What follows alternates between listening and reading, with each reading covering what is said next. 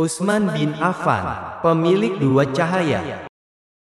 Beliau lahir dengan nama Utsman bin Affan bin Abu al-As bin Umayyah, bin Abdi Syam bin Abdi Manaf bin Qusay bin Kilab.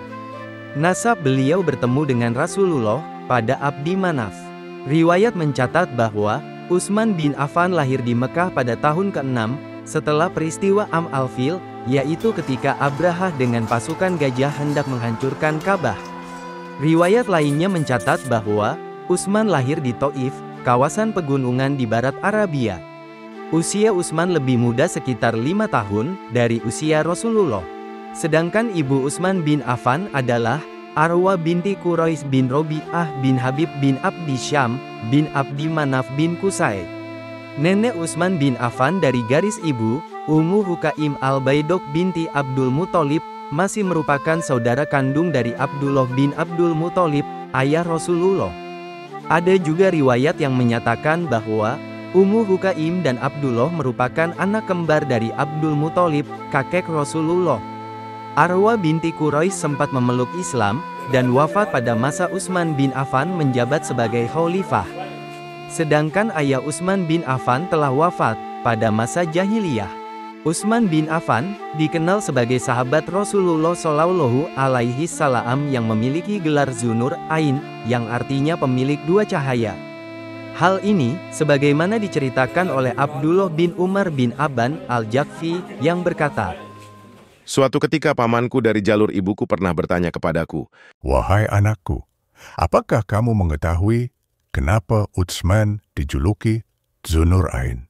Aku menjawab, 'Wahai paman, aku tidak mengetahuinya.' Pamanku kemudian berkata, 'Karena belum pernah ada laki-laki yang menikahi dua putri dari seorang nabi, sejak Allah menciptakan Adam sampai datangnya hari kiamat, kecuali Utsman. Itulah mengapa ia dijuluki Dzunur Ain.' Namun, ada juga pendapat lainnya yang menyatakan bahwa Utsman bin Affan mendapatkan gelar Dzunur Ain karena beliau memperbanyak membaca Al-Quran ketika sholat malam. Satu cahaya karena sholat Qiyamul Lail, dan cahaya satunya karena Al-Quran. Bangsa Arabia klasik memiliki tradisi panggilan kehormatan. Sebelum memiliki anak dengan Ruqayyah binti Rasulullah, Utsman dipanggil dengan nama Abu Amru. Namun, setelah menikah dengan Ruqayyah dan memiliki anak laki-laki yang diberi nama Abdullah, maka Utsman memiliki panggilan kehormatan sebagai Abu Abdillah. Adapun ciri-ciri fisik Utsman bin Affan adalah, beliau memiliki tubuh yang tidak pendek dan juga tidak tinggi, untuk ukuran orang Arab. Kulitnya lembut, berbadan padat, berkaki kokoh, rahangnya besar, dan berjenggot lebat, serta berwarna pirang. Memiliki hidung yang besar dan lancip, rambutnya ikal, dan berwajah sangat tampan. Riwayat menyatakan bahwa beliau berkulit putih, namun ada juga yang menyatakan bahwa kulit beliau adalah sawo matang. Pada masa jahiliyah, Utsman merupakan salah satu penduduk Mekah yang terhormat. Beliau dikenal sebagai sosok dermawan, kaya raya, halus tutur katanya, pemalu, dan sangat dihormati kaumnya. Bahkan, selama masa jahiliyah itu, Utsman bin Affan juga dikenal tidak pernah menyembah berhala atau melakukan perbuatan keji lainnya, juga dikenal tidak pernah meminum khamar. Beliau pernah berkata, "Sesungguhnya khamar itu menghilangkan fungsi akal dan pikiran. Akal merupakan karunia Allah yang paling mulia kepada manusia. Karena itulah, manusia harus memelihara karunia yang mulia ini, bukan merusaknya." Selain kemuliaannya, Utsman bin Affan juga dikenal sangat menyukai keilmuan yang berkembang di tanah Arab jahiliyah. Seperti nasab, kisah-kisah keteladanan, dan Akhbar al-Ayyam atau kisah-kisah penting dalam sejarah. Beliau juga gemar bepergian ke beberapa wilayah, seperti Syria dan Habasyah, sehingga bisa berinteraksi dengan kalangan non-Arab.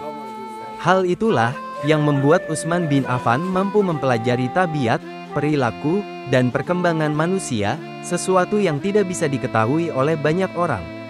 Sebagaimana mata pencaharian suku Quraisy yang gemar berdagang, Utsman pun melakukan hal yang sama.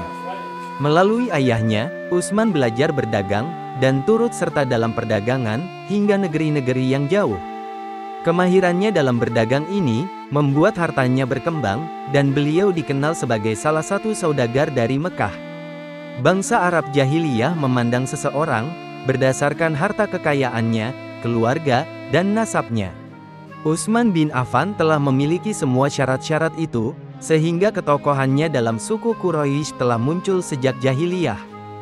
Dalam riwayat Islam, Utsman bin Affan termasuk as-sabiqunal awwalun, atau kelompok yang pertama memeluk Islam.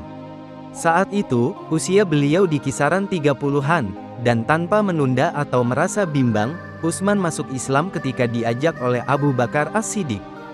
Dari kalangan laki-laki, kelompok pertama memeluk Islam adalah Ali bin Abi Thalib, Abu Bakar As-Siddiq, Zaid bin Haritsah, dan Utsman bin Affan.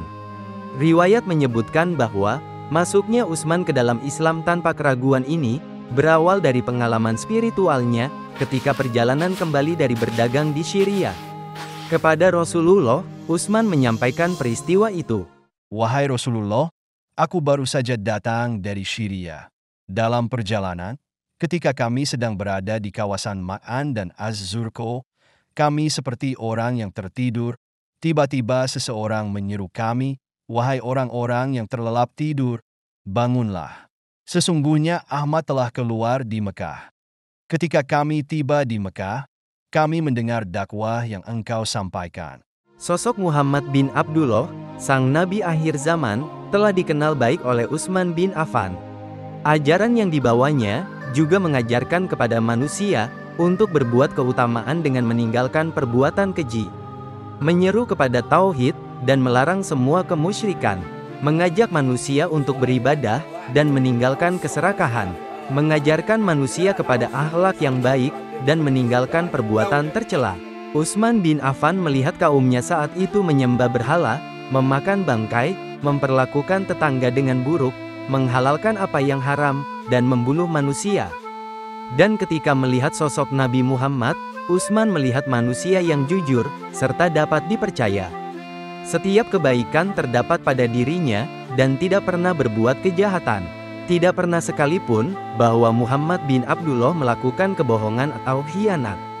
Utsman bin Affan menemukan Nabi Muhammad sebagai utusan Allah, yang menyeru manusia supaya beribadah kepada Allah Subhanahu wa Ta'ala, yang tidak ada sekutu baginya, mengajak silaturahim, berbuat baik kepada para tetangga, melaksanakan sholat, puasa, dan melarang manusia beribadah kepada selain Allah. Keimanan Utsman bin Affan adalah keimanan as-sabiqunal awwalun.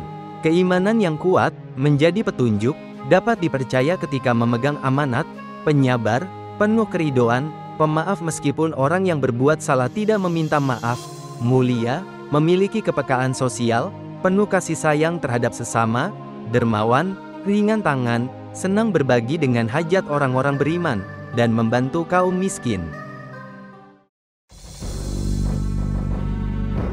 Penulis naskah Abdullah Hasan, ilustrator Didik Sunardi, pengisi suara Hilmi, musik Agusti M, editor Sultan, produser Haidar Ahmad Furqoni, diproduksi oleh Kastari Sentra Media.